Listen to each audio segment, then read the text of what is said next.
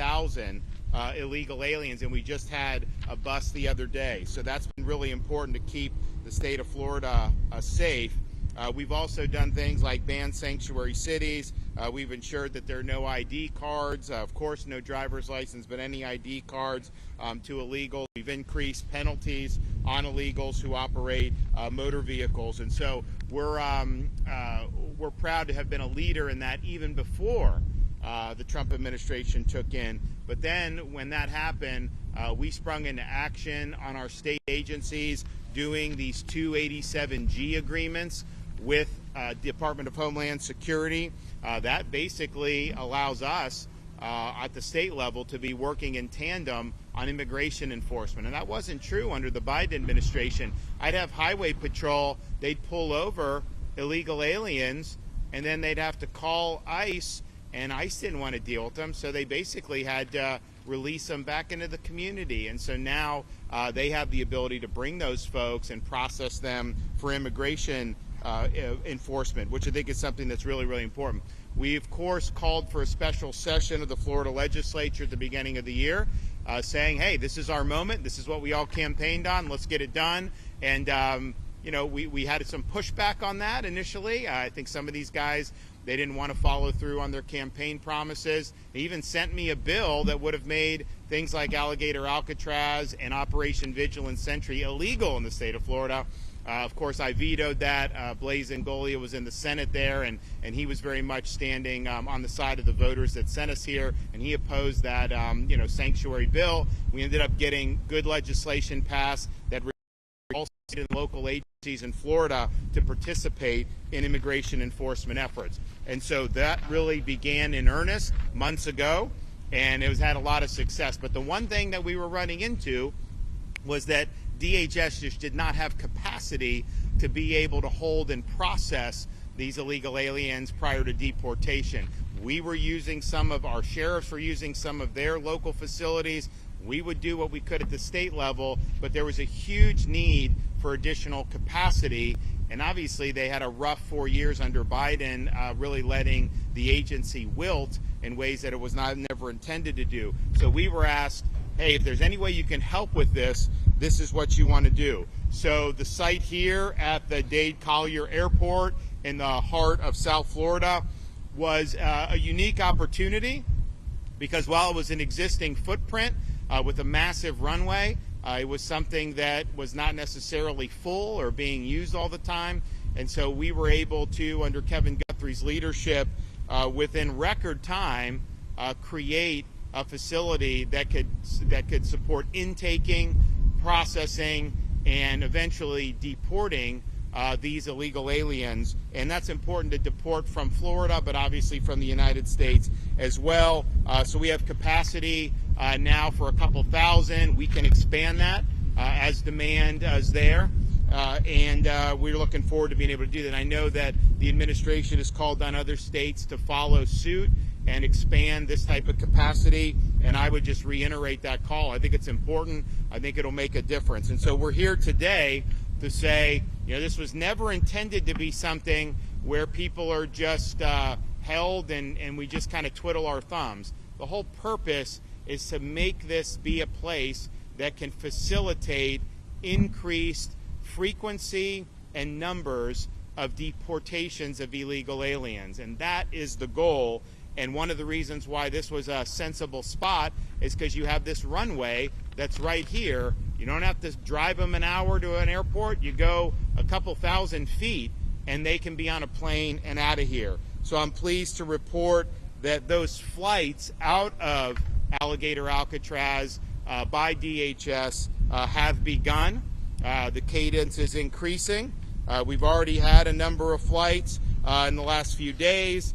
We've had hundreds of illegals have been removed from here, and the federal government has a process of how they eventually do, and they've done it different ways on some of these different flights. But the reality is this provides an ability to enhance the mission, to increase the number and frequency of deportations. And so what's been done here has really been remarkable. There's full ground-to-air communications from the airfield. There's air tracking radar capabilities on site, securing all access ports to the taxiway and runway on aircraft arrival. That happens.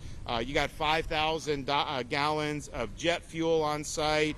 You got runway lighting. You got everything you need to be able to do that. This airport is able to accept commercial-sized aircraft and conduct both day and nighttime operations. And so that's what it's all about, to be able to help process and remove folks that are legally in the state of Florida and in the United States of America. So we look forward to this cadence increasing. One of the things when the president came and visited that he approved was deputizing state officers, including National Guard judge advocates, to be immigration judges. And the vision is to just have them on site. You can move forward with the processing very quickly and increase the numbers. And the flow would be, there'd be a high turnover rate here because you'd be constantly doing that. We're working very closely with the Department of Justice. We have not yet had any approval for anybody to be able to come down here and do that, but we do anticipate that happening very soon. And when that happens, you're going to have an availability of a lot of folks to be able to be ripe, to be able to be removed and ultimately sent back to their home countries. Now, I've also pointed out we've been supportive of the efforts that if somebody is earmarked to come here and they would choose to simply voluntarily deport. Now, they're not just going to take your word for it. They're going to take you, chaperone you, make sure that you're on that aircraft and that you're landed in your home country. But there is resources available to do that. And I think that makes sense from a taxpayer perspective because it's cheaper to do it that way. It's also more efficient. So anybody that wants to take up on the offer can do it. We've had some people take up on the offer, and it's not just limited to Alligator Alcatraz. That's something that in any of these instances with immigration enforcement, that's a way to short circuit and ultimately get where we're trying to go anyways. So that is something that's a live possibility, and I hope more and more people avail themselves of that opportunity. I want to bring up folks here. I know Kevin Guthrie has done a lot of yeoman's work, both in setting up this facility, making sure it's being run professionally, but also debunking a lot of the nonsense, that gets spewed out with some of the fake narratives that get put out, and he's done a really good job of doing that. Clearly, that you have something that's professional and that's meeting very high standards. So, Kevin, why don't you come ahead and let her rip? Thank you, Governor. Thank you for being here this morning. Thank Governor DeSantis for his leadership and dedication in doing what's right for the state of Florida and the United States of America. Florida has been able to act decisively and deliver results due to his ongoing support for law and order. Florida is a law and order state. Florida knows how to respond to crisis.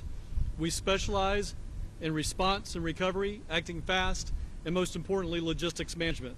That same speed, precision, and discipline has been applied here at Alligator Alcatraz. When Governor DeSantis called on us to lead this effort, we brought everything we've learned from hurricanes, severe weather, large-scale activations to the table and made this happen. The focus of this operation has always been and will always be fulfilling our mission, upholding the law and delivering results. This facility was built and operational incredibly fast and has now grown to have a capacity of 2,000 detainees. Our team continues to work to increase its capacity of the facility, which will eventually hold 4,000 detainees. As our capacity increases, we continue to identify contingency plans to ensure we are ready for hurricane season. I know that I've taken a little bit of heat in the media that the EM guy is not taking care of hurricane season. That is absolutely unequivocally false. When we have 1,000, I need to make sure we have room for 1,000. When we go to 2,000, I need to make sure we have room for 2,000. And yes, I may have visited some facilities in the state of Florida. Why? Because this facility, as I've said on the record, can withstand category winds of up to Category 2. But there's a Category 3 and a 4 and a 5, and I hate to talk to you so elementary, but unfortunately we have to break some things down into simple building blocks for other people. Category 3, 4, and 5 is greater than and not equal to a Category 2. When we have that situation, we will have to do an evacuation.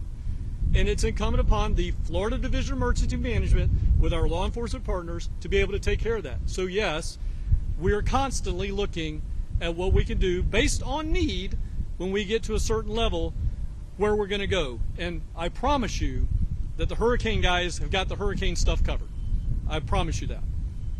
I'm sorry, I'll get back on track now. Again, just in case you forgot, we are #1 in the nation in emergency response and recovery. And that includes everything from evacuating detention facilities, jails, and hospitals, should that need ever arise. Our on-site services include hot meal service 3 times a day, not gray turkey, by the way, full medical care, including 24/7 clinic and pharmacy, indoor and outdoor recreational space, laundry, legal, and clergy services, air-conditioned detention housing units. Again, I've said in the past, and I'll say again, either meet or exceed the higher standard, whatever that is, whether it's Florida standard or national standard, we meet or exceed the higher standard. The security infrastructure includes over 28,000 feet of barbed wire and fencing, nearly 300 security cameras, a trained force of over 400 security personnel, including an additional 200 National Guard. Additionally, this facility is surrounded by miles and miles and miles, I believe it's 39 square miles, of natural buffer, turning what was once just a taxiway that saw up to, this is another stat for you, up to over 100 flights a day as we have issues with the environment. All of a sudden, Governor is tearing up the environment. There were over 100 flights a day coming in and out of this facility. There's much less than 100 flights a day coming in and out of this facility now. With the airstrip infrastructure already in place, this location has made it even easier for us to coordinate deportation flights directly on site. None of this would be possible without the commitment of Governor DeSantis. His proactive stance long before this project broke ground, coming up now on 3 years, Florida will not be passive bystander when it comes to border security and public safety. This is what leadership looks like, ladies and gentlemen. Leadership is an action verb. It's an adjective, but it's rooted in an action verb. In closing, as we make our way through hurricane season, this facility serves as an example of state capabilities and coordination. Under Governor DeSantis' leadership, Florida continues to lead the way, not just in emergency response, but in operational excellence and readiness on every front. Governor, as always, thank you for the opportunity to lead under your direction. Okay. Good morning, everybody. I want to thank everyone for coming. My name is Gary Ripp. I'm the Field Office Director for ICRO here. And again, I want to thank the Governor, and I want to thank the great executives behind me. We face a monumental task, and we have faced a monumental task of righting the wrongs of the last administration. And how we're doing that is through a whole-of-government approach. Everything you see out here is a whole-of-government approach. It's all state, local, federal partners working in unison, working as one to resolve the problem of illegal immigration in this country. We've done that through this facility, and we'll continue to do that utilizing this facility. Again, it's the Governor's vision, and it's our determination to make that happen. We've already started to facilitate that this week. We've had 2 or 3 removal flights, and we'll continue to have those removal flights. Up to 100 individuals who are illegally present in the state of Florida have already been removed from the United States. And again, we will continue to do that and utilize this facilities to the fullest potential. Again, I thank everyone for their time, and I thank Governor DeSantis for his vision and his leadership. Thank you. Thanks. Blaze. Good morning, everyone. Blaze Ngolia, Chief Financial Officer of the great state of Florida. First, I want to acknowledge and thank President Trump for everything that he is doing to make sure that he is stopping the stem of illegal immigration coming over. And I want to thank our great Governor Ron DeSantis for everything that he is doing. He has basically led on this issue since day one.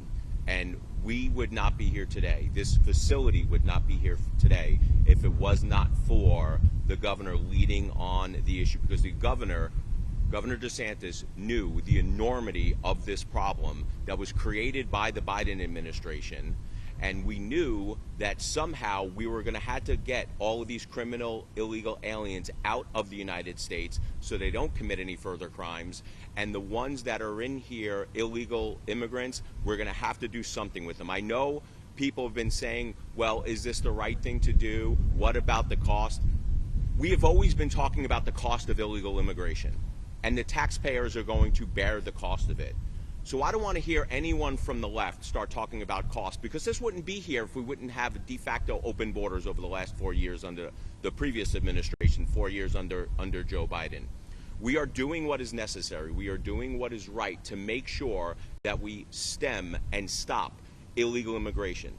This facility and what we are doing at the state and the national level should be a deterrent to make sure that illegals do not continue crossing over the border. I am not going to sit here and I'm not going to apologize for removing criminal illegal aliens from the United States, those who are harming our communities, effectuating drug trafficking, human trafficking, and ravaging our communities. I make no apologies for saying illegal immigration is a scourge on this country. It needs to stop. It needs to stop now. And if there's any illegal immigrant listening to my voice right now, self-deport. Use the app. We will get you home. Do not come here because you will be removed. If you want to come here legally. Come here the right way. Be part of our communities. We are not going to stand for illegal immigration anymore. Larry? My primary remarks today are going to be directed to the illegal aliens who are in Florida who have not yet been arrested, but who will be arrested. But before I do so, and not just to say nice words to be polite, it's important to understand the significance of this whole thing. President Trump declared and wanted and ordered the largest mass deportation mission in history. That is what we're doing here. And what's very special and very unique about this point in time is you have the genius and mastery of a Kevin Guthrie and his team, and it is a team, it's not just him, at the Division of Emergency Management, who is the best in the world at doing things fast, with a sense of urgency, in an environment of high pressure and high stakes. And it's an honor to work with you and to work with your team. And what he brings to this, in addition to his skill set, is doing things with a sense of urgency. And that is a trait that I will say, Governor, with all due respect, is one that I know you value, and I value as well. Then we have combined with that, who I believe the person who has been chosen by the Department of Homeland Security to be the one that I joke with him and I say was sent to Florida to run all the federal immigration enforcement operations in Florida. I joke with him, they sent him to the best state, the state that's the most effective. The state could, quite frankly, do most things on its own. But that's not why. Why they sent Garrett Ripa here is because he is developing the blueprint or the prototype here in Florida, which the president was just in town here at this very location just a couple of weeks ago, declaring Florida the cutting edge, the best, the template, the example for other states to follow.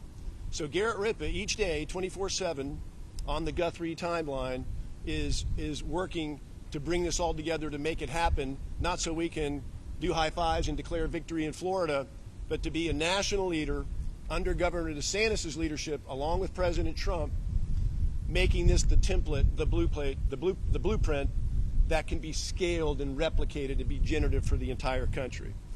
So now returning very quickly as I look to the illegal aliens who live in Florida, and I want to say this humanely and with respect, not in terms of finger pointing that this is going to happen and that's going to happen.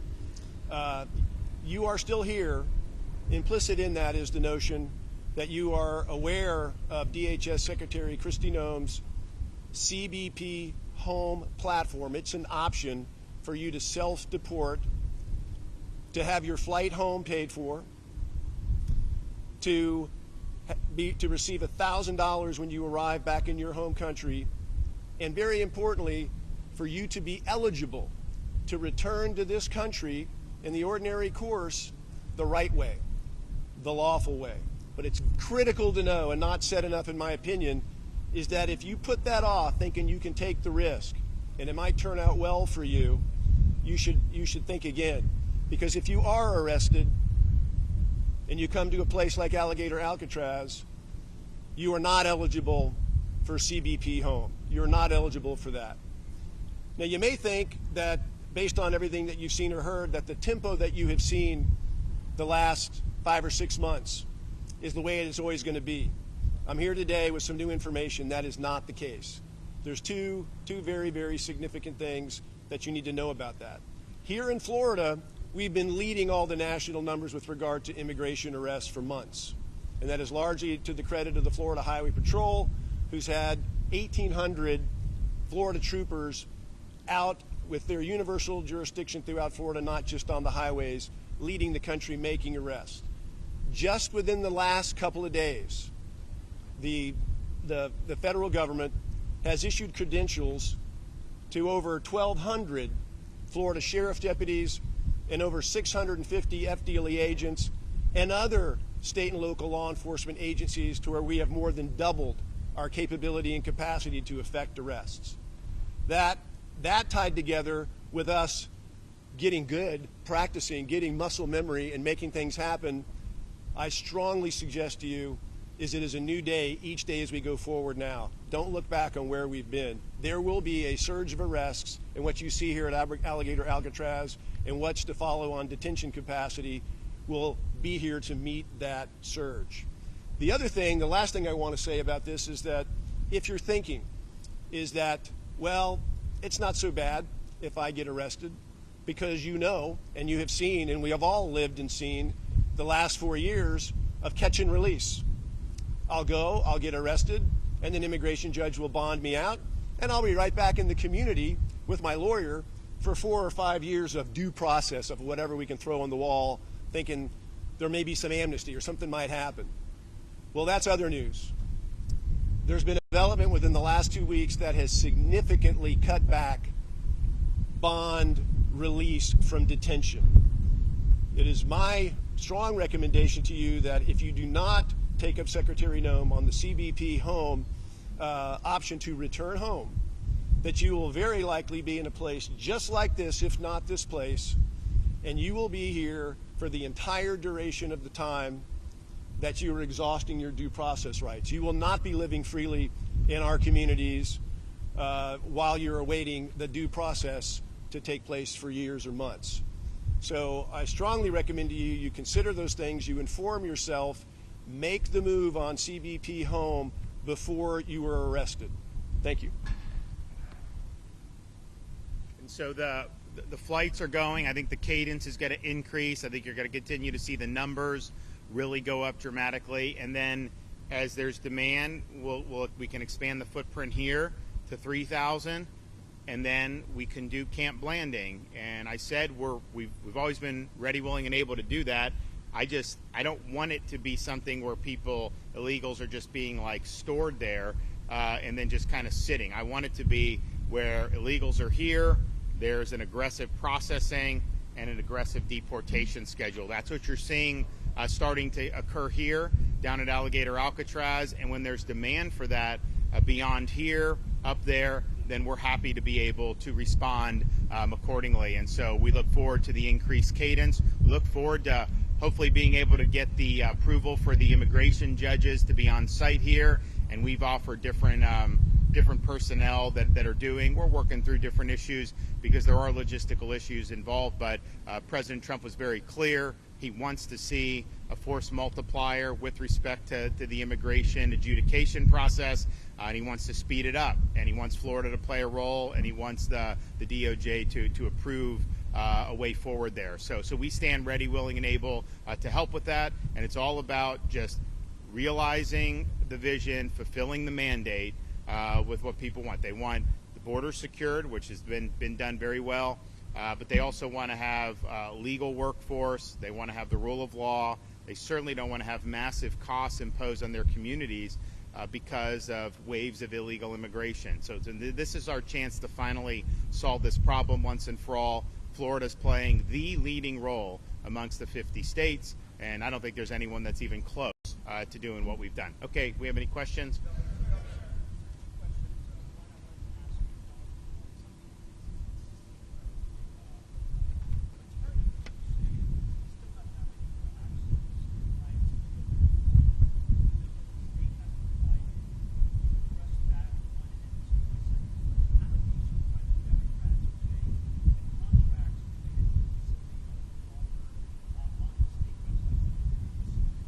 Well, I'll let Kevin address. You want to address the contract issue? So, and we happen to have the CFO with us today, and he and I were talking about this earlier. The contracts not being on the website is false. What our staff ended up doing was we actually put proprietary information on the website. We have competitive contracts. We are encouraged to do competitive procurements. And by the way, there's not a single sole source contract at this site. Now that you got me riled back up again, sorry about that. Everything here has been competitively bid off of master contracts that went to competitive procurement a year, 2, 3 years ago. So what happened was our team put the actual detailed line item PO that then now every other competitive contractor can see what their rate is. So we took that down. We've replaced it with summary sheets on the actual amount that they've been given. So that's what's happened there. What about the legal? Oh, and the legal issue.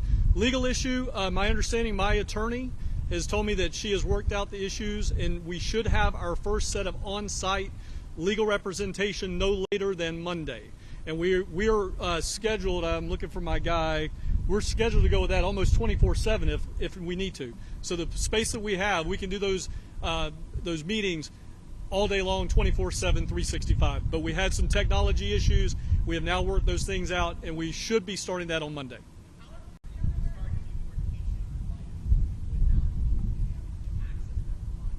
Some of the, remember, there's probably close to 800,000 illegal aliens that have already been ordered deported in this country. Florida, we have at least 50,000, 75,000. I mean, so the idea that somehow, you need some elaborate process in some of those situations, it's just not factually true in terms of the law. DHS can answer on each individual folks, but the whole purpose of having this is to be able to have a very efficient way to deport, understanding that they have to go through this process. I mean, to me, it's like, if you're subjected to traditional criminal process, there's a bunch of due process that goes into that, because ultimately, are you guilty of this crime? There's elements, all this. This should be a pretty simple process. You either have a right to be here or you don't. And really, that's what we need to determine when you do this. And once that's determined, if you're in this country illegally, then you should be subject to expeditious deportation. And that's the goal of what this is doing. But I know that DHS has a whole process for how they do it. Now, from the state's perspective, we ramp all this up. We're running. Once they get on that plane, DHS handles them and process them, deport them accordingly. So, and there's different ways. I mean, I know DHS has, in some instances, just deported people back across the Mexico border, and that's fine. I mean, whatever they think works is all good and good.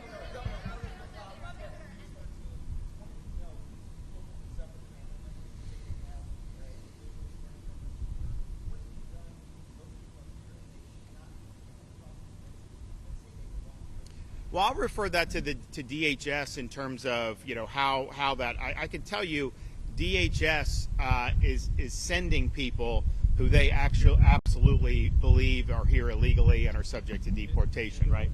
And are on final removal order. There's not a person here that is not on a final removal order. Well, there you go. So everybody here is already on a final removal order. So in that situation, to have a family member say they have the proper credentials when they've already been ordered to be removed through the process shows you that that's not accurate. That they had a process.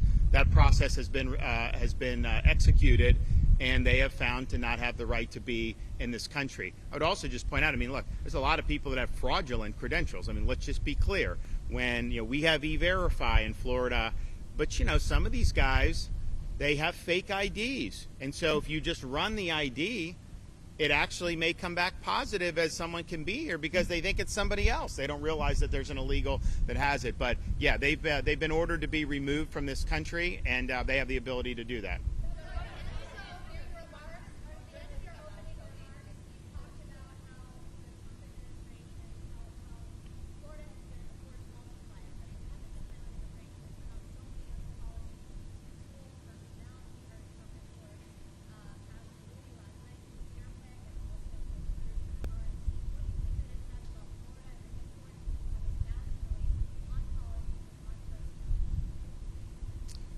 Well, I think the issue is Florida's led the way for years now.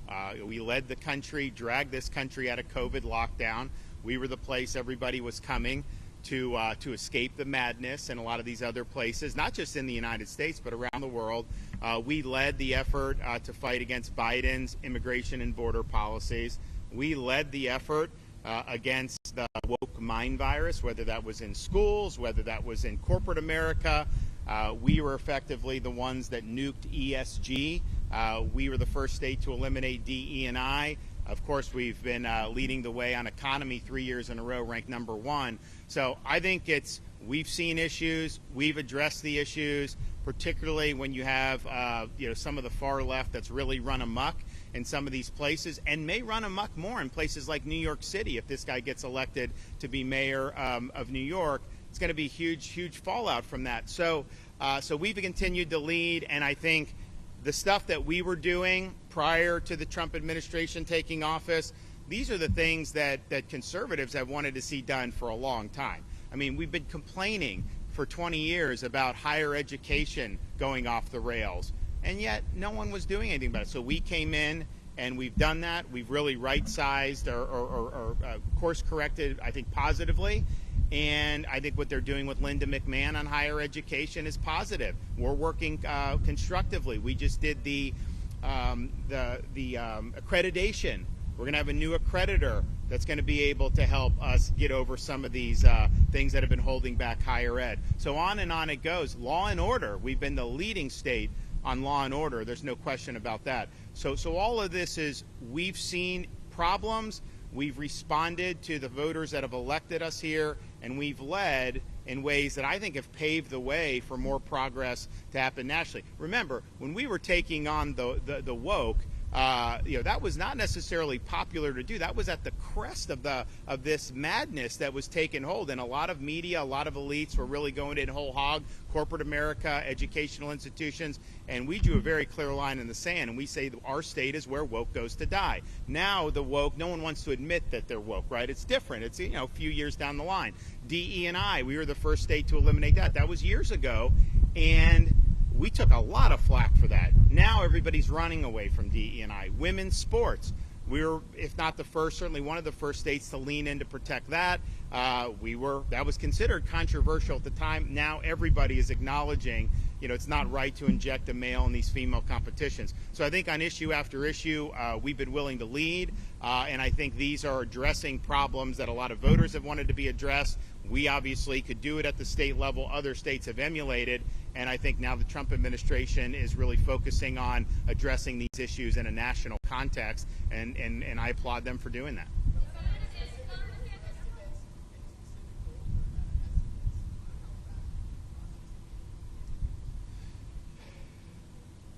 Well, if you think about it, I mean, we have 50, 70, 80,000 illegals that are on final orders of removal already in Florida at a minimum, right? And so, we would love to be able to get that cadence going very quickly to where we burn through that expeditiously. Then some of the others that are still going through some of the process, we want to be part of helping supplement that process with our personnel to be able to move that back quickly. But I mean, if you look at the numbers, I mean, obviously the deportations that have happened nationwide so far, and ICE has been understaffed, is not scratching the surface of what would need to be done to get to where you have the largest mass deportation in history, and where you're even just addressing the Biden people, right? So you got to increase that tempo. You have a limited amount of time to do it, and I think we've got to assume, we've got these 4 years under the Trump administration to really get the job done.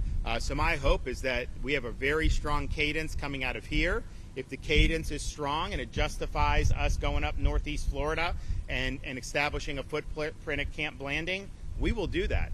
But for us, the reason why we're in this is because we want this tied to helping DHS remove these folks. That, to us, is the critical element that we want to see done, and then I think, quite frankly, the voters want to see done.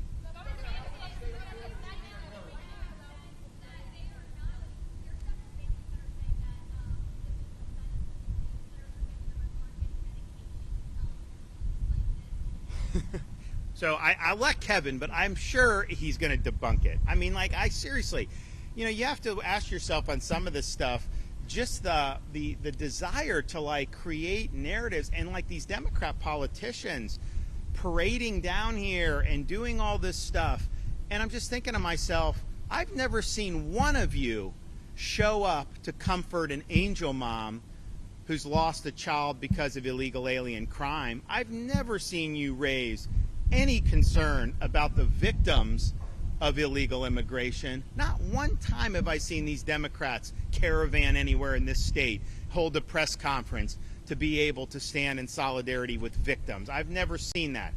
These are stunts that they're pulling because they're increasingly politically irrelevant in this state, and they're trying to latch on to whatever they can, you know, to create phony narratives. But I will let Kevin address that.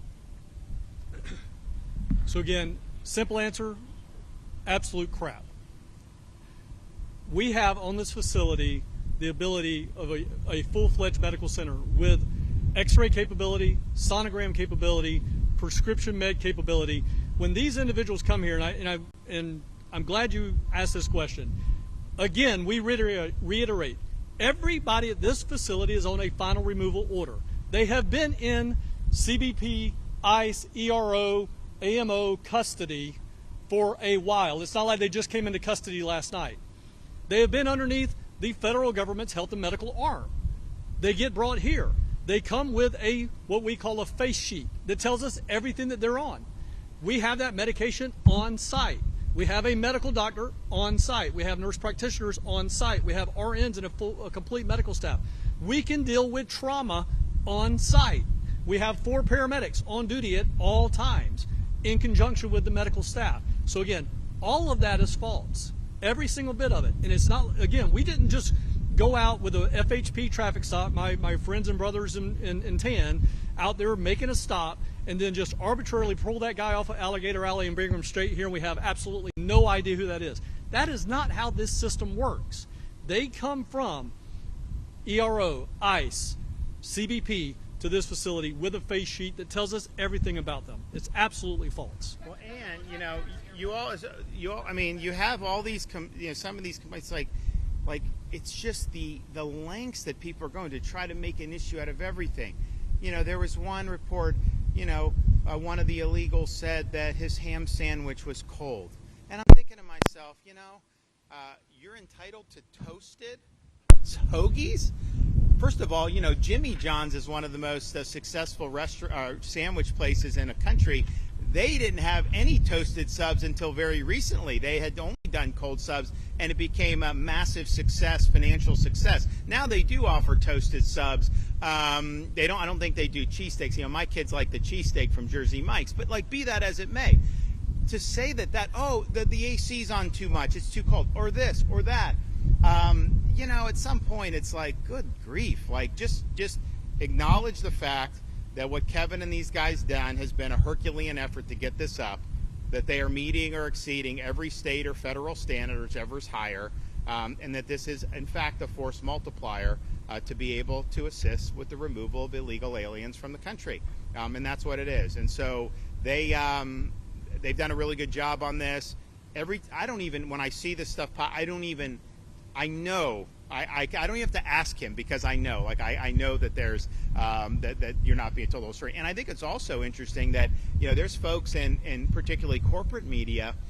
You'll have a criminal alien ordered to be deported, has committed criminal offenses in addition to immigration, and he will just assert something, and that will be reported as fact with no corroboration. It's interesting. You never say if, you know, somebody that was on law enforcement just asserted. You would always ask questions, and you would do that.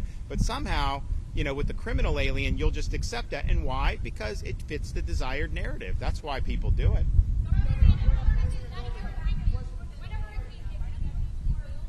I'll do both of you. You go first, and then you go.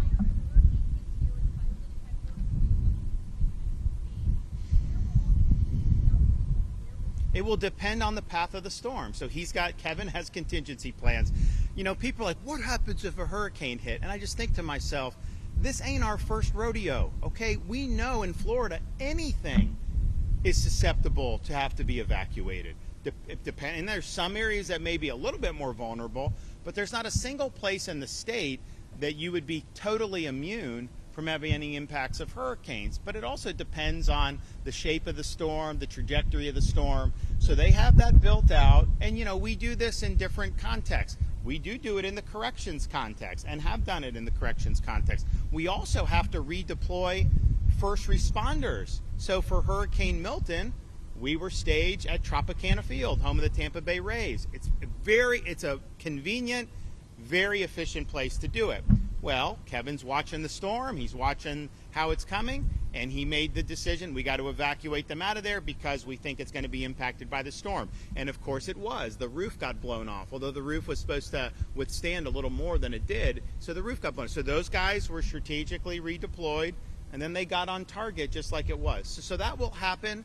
There'll be accommodations that will be made that's accordingly. This stuff, though, can withstand non-major hurricane, Cat 1, Cat 2.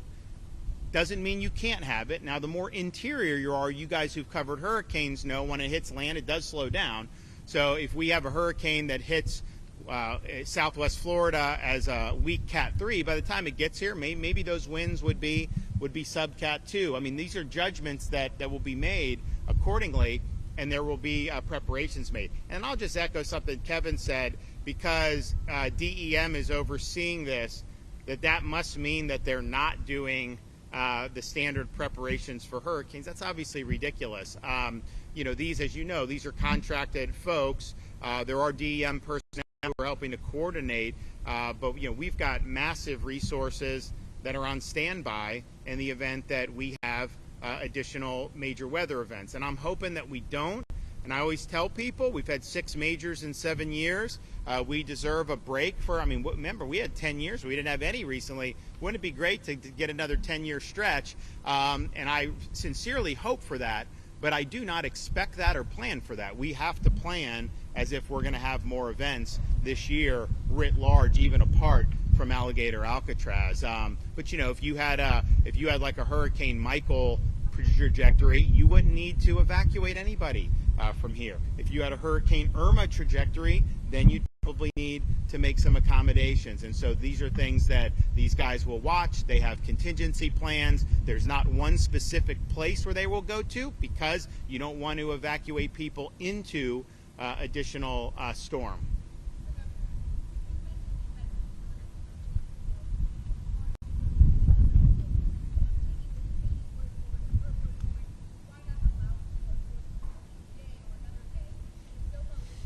Well, they have done that. When the President of the United States was here, we had the White House press pool that was following us through all these facilities. You've had different politicians that have come. Now, a lot of them have been posturing, but they have come. Here's the thing: this is not a spectacle, okay? You don't get to go into other facilities willy-nilly either. I mean, that's just the reality of the situation. I think they have a job to do here. I think they're doing it. And I think that they're doing it well. And so we're going to continue, and Kevin's going to be able to make judgments about what's best for the mission, and I'm going to stand by his judgments on what's best for the mission.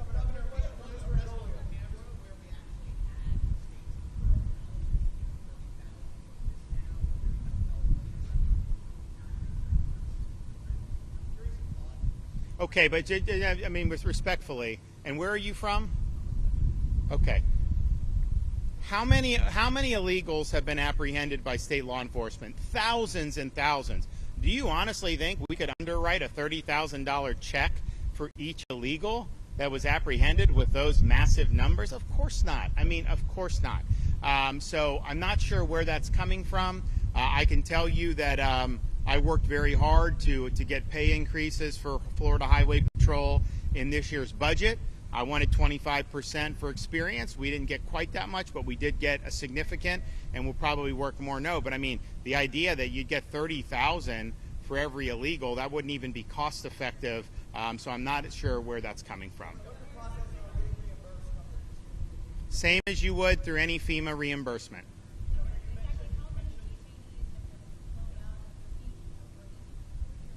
So there have been 100 full deportations just out of here.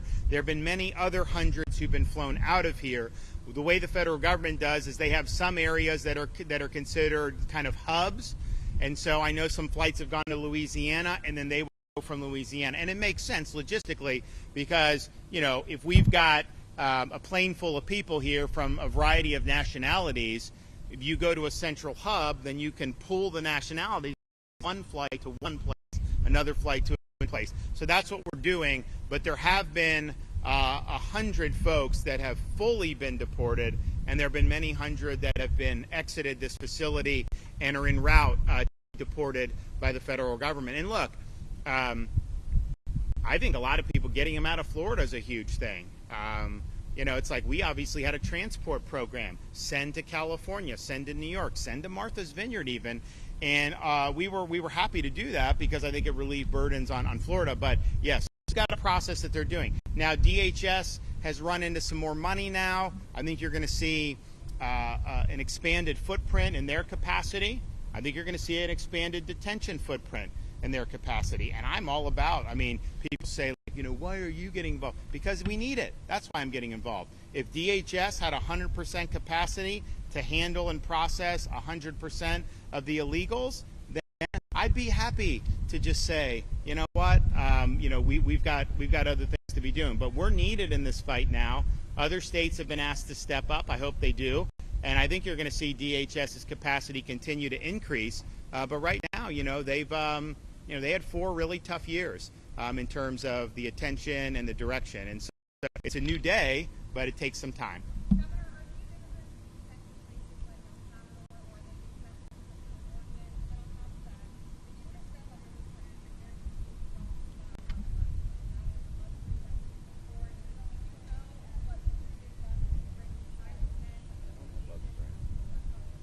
Well, one, I mean, I don't have bug spray on. I know people have it or what, but so on the deportation, look, that's a question for DHS. As I said, they've got processes that they go through. They can do a direct deportation from here. They can do to one of the hubs, and then the hub can take them. And I know that they have used El Salvador. I don't know that anyone from here has gone there yet. But so I just can't answer that. But I think DHS could answer that. Okay, who has a question? Who hasn't asked one? Yes, ma'am.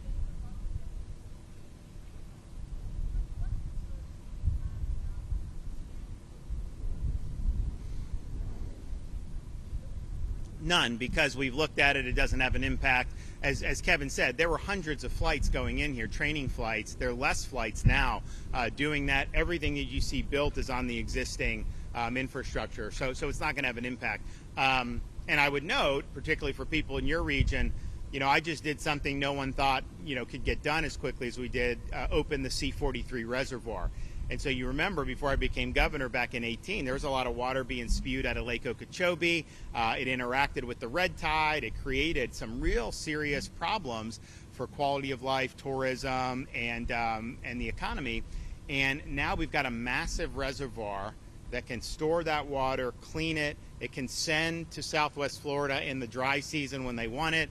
And that is a huge, huge thing. So the number one environmental issue that was present in 2018, this stuff being spewed in from the lake, we addressed it head on and have completed this massive infrastructure project. And if you also look at the hydrology of the Everglades, what I said was, you know, we got to have water flow south as nature and God intended.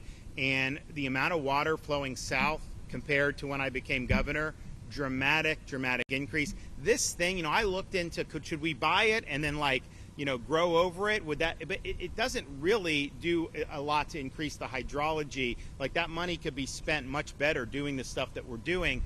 So there's not going to be an impact here. But even if this wasn't here, like if I had to pay money to mothball it, I think that money would probably be better off doing the pump stations like we're doing at the EAA reservoir that the Army Corps has given us responsibility over. So that's going to be bid on and procured. We're going to move forward with that. So all those things I think are very important. But this has been huge success that we have had with Everglades restoration. We're continuing the momentum. This delegation of authority that we announced down in Marco Island last week, huge deal for the state of Florida. They were looking at the federal share being done 2034.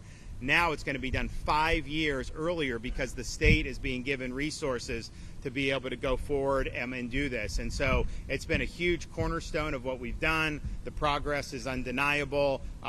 This is not anything that's impacting. In fact, there are less flights as a result of what we're doing than there were before that. Okay, they truck it out. Yeah. There's no sewer or any. They just truck the waste out. They bring in potable water and they do it. So, look, that's more expensive to do. That's more cumbersome. But we weren't willing to do this facility if we weren't managing that in a way that was not going to have impacts. And so that's what we're trying to do. So they're running these things out of here all the time. And I think they've done a really good job doing it. And they're basically, this existing concrete is what they're using. I mean, you look, there's like grass in the interior here. Like, honestly, there'd be no reason that you couldn't use that's not going to affect the Everglades. But they're not even using that. They're literally just staying on the concrete. So I think it's been a really incredible footprint that they've been able to do with this.